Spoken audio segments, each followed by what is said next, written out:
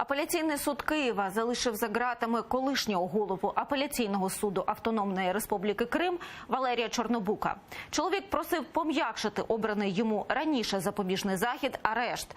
Утім, колегія суддів на прохання підозрюваного не пристала.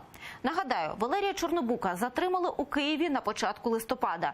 Йому закидають державну зраду. До затримання він перебував у розшуку. В прокуратурі Криму, яка веде слідство та процесуальне керівництво цього провадження, заявили, Чорнобук глузував над українським законом, допомагав судам півострова переводити свою роботу на рейки російського окупаційного законодавства.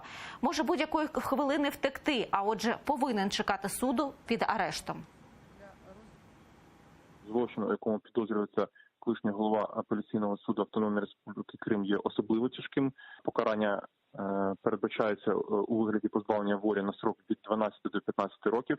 Також у відповідності до частини 5 статті 176 Кримінального процесуального кодексу України до підозрюваного у вчиненні державної зради не можуть бути застосовані інші запобіжні заходи, окрім тримання під вартою. Особа може переховуватися від органів досудового розслідування.